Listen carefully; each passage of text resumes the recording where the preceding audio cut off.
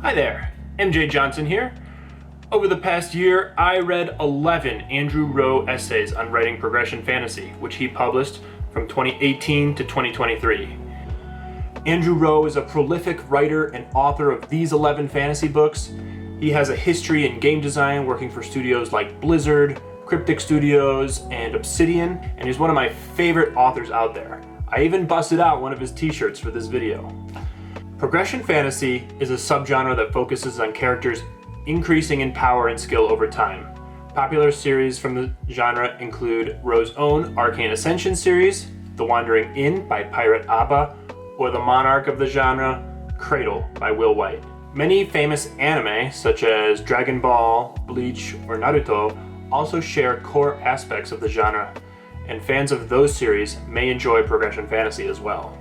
To paraphrase a Reddit comment from Sarah Lynn, author of Street Cultivation, The Brightest Shadow, and The Weirkey Chronicles, progression fantasy is a celebration of human effort, and the fact that it presents a world where that effort is actually rewarded is essential.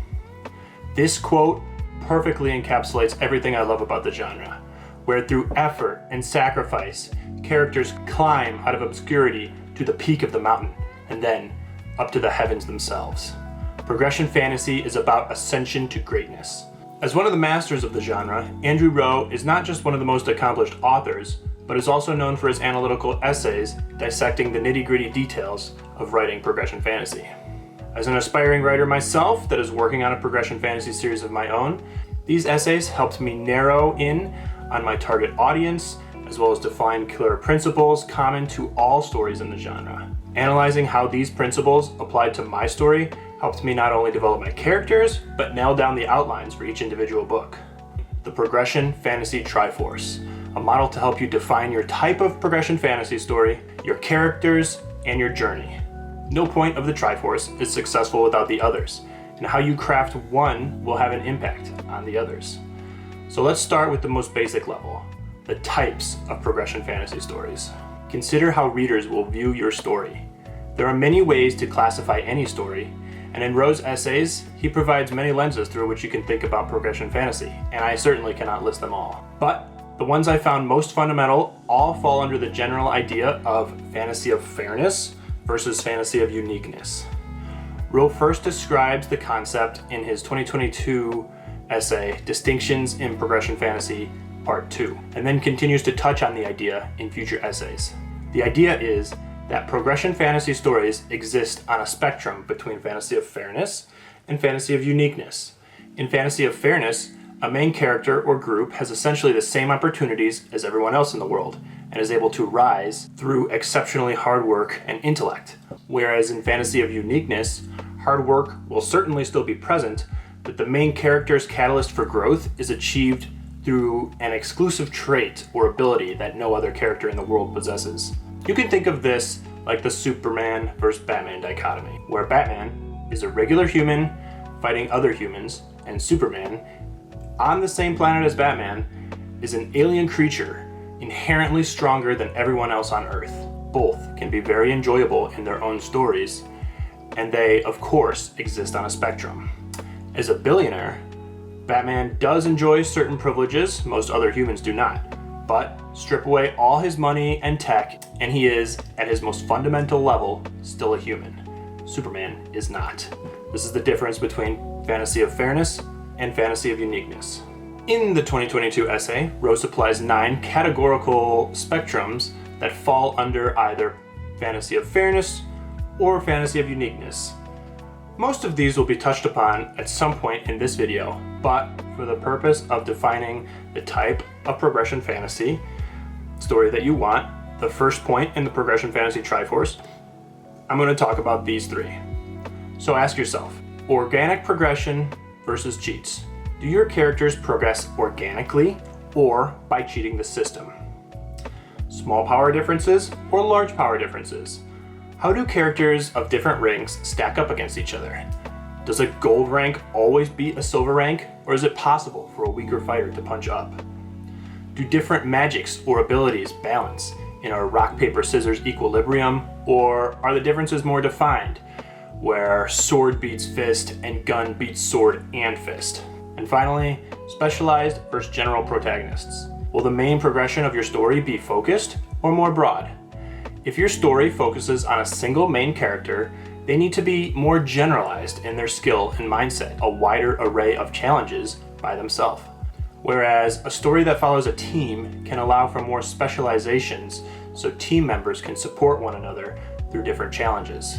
If your answers to these questions tended toward organic, small power differences, and specialized characters, then your story will tend to appeal more to a Fantasy of Fairness audience.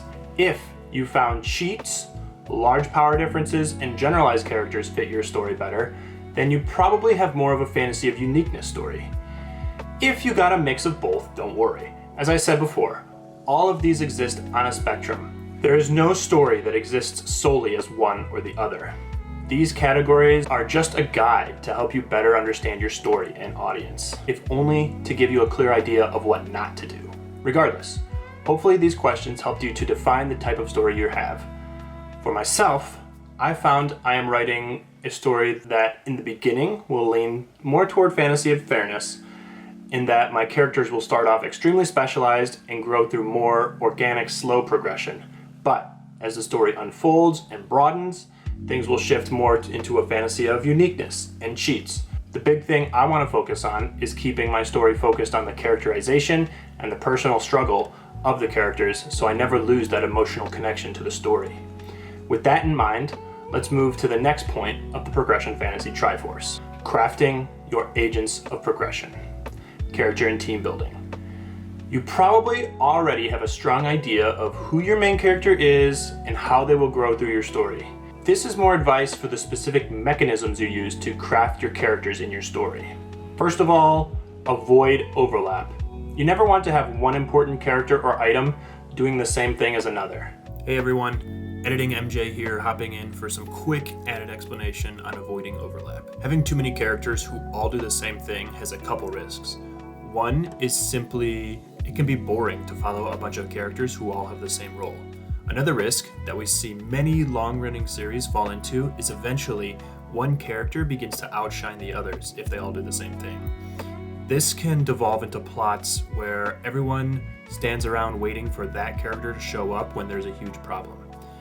This was very prevalent in anime when I was a kid. Remember, all rules are breakable and a great writer can make it work, but try to avoid overlap. There is a personal component to progression in a story. It keeps readers engaged. Making sure each character is unique and their tools special is vital to crafting an interesting character.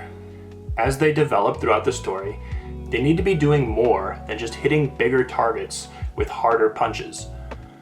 Adding synergistic effects or great benefits contrasted by great costs are engaging ways to improve your character's abilities.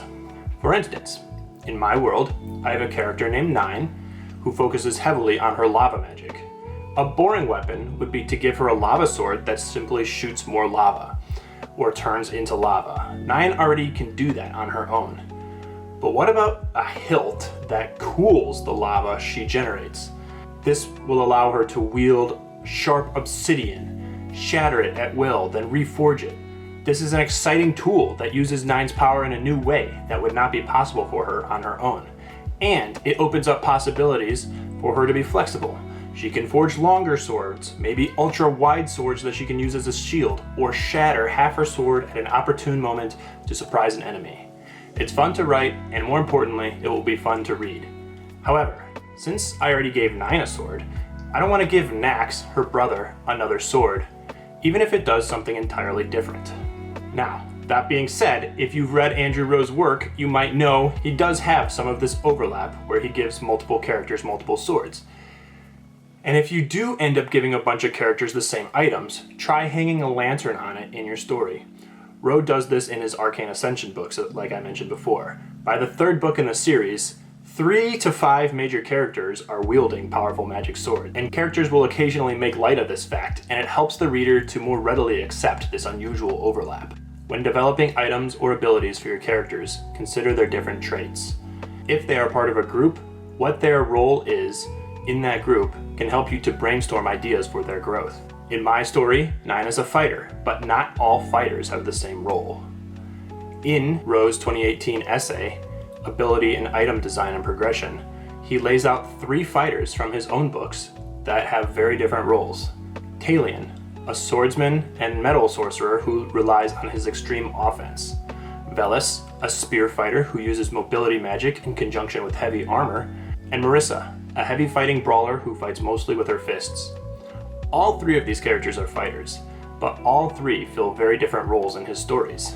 Giving Marissa a spear might not be as interesting because it does not synergize as well with her strengths, but giving her a brawling shield can be a more fun alternative. Measuring progress and upgrades. In addition to avoiding overlap, you want to be intentional with how a character is progressing.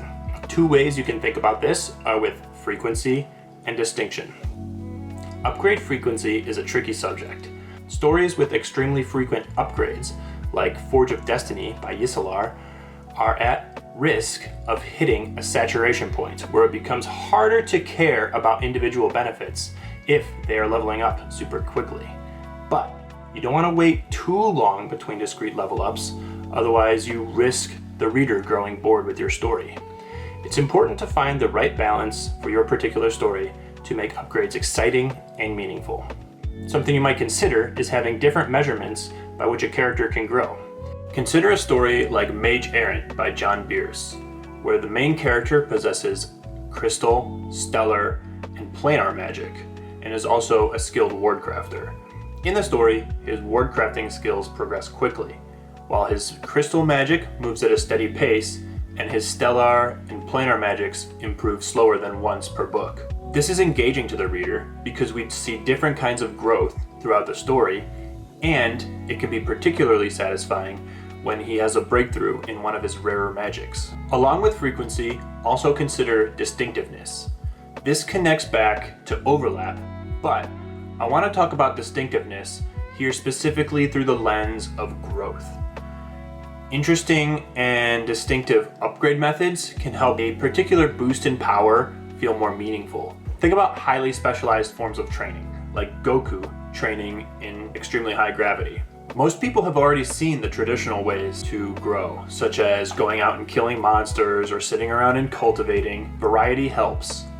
My favorite example of this has got to be from the Cradle series by Will White. In my opinion, probably the best progression fantasy series on the market right now. Cradle is a 12-book series with each book containing some sort of progression to a stronger state for each of the characters. Despite there being so many books, the characters never once really grow in the same way. Each book changes the stakes, the environment, the threat, and each has a distinct method of growth with similarities and differences from book to book, but the way Will White connects each of them is believable and satisfying. Finally, comparison and metric. This ties to upgrade frequency, but it's more about character power growth in relation to other characters in the world. How do your characters start the story? Most of the time, they should be near the bottom of the progression ladder. How do they stack up to those around them? Are they weaker than their counterparts? Are they at the same level? How do they compare to the greatest of the world? It can be fun for a reader to watch a character improve in strength in relation to others, or by having them defeat a monster that threatened them earlier in the story. The important thing is to not do this too quickly. Advancement should be directly correlated to the amount of work a character puts in. The movie The Karate Kid is a perfect example of this. It's a satisfying story because we watch Danny's hard work pay off as he goes from bullied weakling to karate champion. Check out Rowe's 2019 essay, Satisfying Character Progression, for more in-depth analysis on these ideas. So, in conclusion, the second point of the Progression Fantasy Triforce is about making sure your characters don't overlap with each other, give them distinct advancement parameters, and make sure that each character only advances after they have earned the growth through hard work. Even in a fantasy of uniqueness story, if growth feels unearned, then a reader will not find it satisfying. So, we've defined our story, we've crafted our characters, now it is time to get to the third and final tip of the Progression Fantasy Triforce: the path of progression. The path of progression is the journey your characters will follow throughout your story. The most basic principle to always keep in the back of your mind is agency in failure. How much control does a character have over their path, and what amount of failure will they encounter on their journey? As a general rule, a character from a Fantasy of Fairness story will experience constant failure, while a Fantasy of Uniqueness character will see more immediate and frequent success. In Andrew Rowe's 2022 essay, Progression Fantasy Core Loops, Rowe pulls from his background in game design, defining core loops as actions that are commonly repeated by the player throughout the game in order to accomplish their goals and/or enjoy the game experience. He then goes on to apply the theory to progression fantasy stories, developing 4 distinct core loops based on the RPG model. The first progression fantasy loop type, which I have labeled Ability Acquisition, is a cycle of going and fighting opponents, fighting and winning, gaining new abilities. This is the standard fantasy stories in games, on screen, on the table, or in text.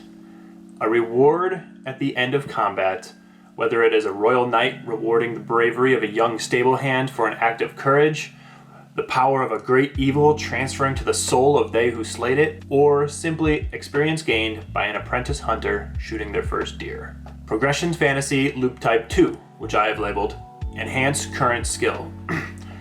Here, a character learns a new skill, spell, technique, then they perform the new thing repeatedly and the thing improves, allowing for new skills to be developed or improvement on the original skill. An example of this would be one of my favorite scenes from a Stormlight archive, where Kaladin goes into the chasm with his friends to test the limits of his newfound powers.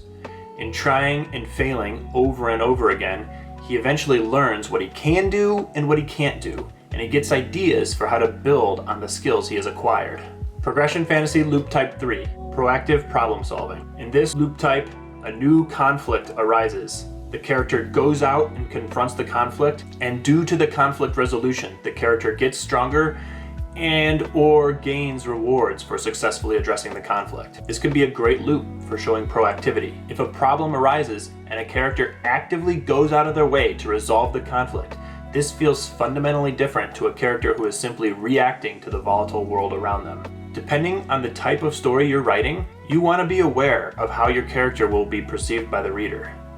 Rowe notes that a dungeon core or town building story tend to lead to more reactive story conflicts, and authors writing such stories may want to sprinkle in this type of core loop to give their characters more agency. Progression Fantasy Loop Type 4, Failure. In this loop type, a character tries a task, fails, they trains, and then try again. When they try again, they either improve and fail again, or they succeed. With this loop type, it is important to remember the amount of failure in a story can be a major marker for how it is perceived by readers. For many reading progression fantasy, constant failure gets away from what they find attractive about the genre. Fantasy of Fairness writers will have more leeway with repeated failure, but for any progression fantasy story, growth is, by definition, a requirement. Now, that being said, you don't want to go too far in the other direction and include endless victories. If a story lacks tension or stakes, eventually even the most dedicated Fantasy of Uniqueness fans will get bored. Now that we've outlined Rowe's 4 core loops, let's dive into the nitty-gritty. Setbacks. Setbacks are similar to the failures we talked about in Core Loop 4, but with more of a focus on consequences rather than the failure itself. What are the costs of failure for each adversity your character encounters? When performing a task for a powerful sage, a failure would be inability to complete the task, but a setback would be getting banned from the sage's sacred garden full of valuable resources because you insulted his divine turtle, and now your character no longer has access to the sacred mushroom plum that allows them to train longer and harder. Or maybe your character lives in a world where they risk losing a portion of their magic in each battle. This enhances the stakes every time your character chooses to resort to violence to resolve a conflict. Choice. Agency is important to crafting a believable character. Whether your character appeals to a Fantasy of Fairness or Fantasy of Uniqueness crowd, proactivity is going to be a key factor in how much your readers will engage with your story. When a character is given a choice, you have to make sure there is no superior, clear option. you want the decision to hurt a little, no matter what they choose. Giving a character the choice between character classes of fighter, mage, rogue, or ultimate godmaster isn't really a choice. There needs to be clear-cut advantages and disadvantages to each of their options if you want their agency to feel legitimate. Consider how a character's choice will affect their future. Make them choose between immediate lesser gain and delayed gratification. And you don't always have to choose the delayed gratification. And finally, we have a concept that I was hesitant to include in this video, but the more I thought about it, the more I felt that the spark of paths untraveled is a vital component to any living fantasy world. From Rowe's May 2023 essay, he describes the sparks of paths untraveled as an element for writing and world-building philosophy related to choice.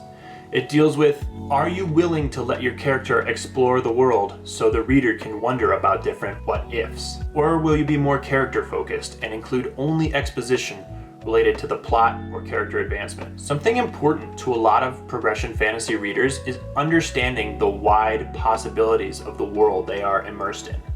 It helps readers speculate on potential outcomes for the character and the story. Rowe explains, things touched on within a story that the character does not actually end up exploring directly add just as much or more value to a reader's experience than what the character does explore, principally focused on elements of world building or magic system exploration. If that's confusing to you, let me put it this way.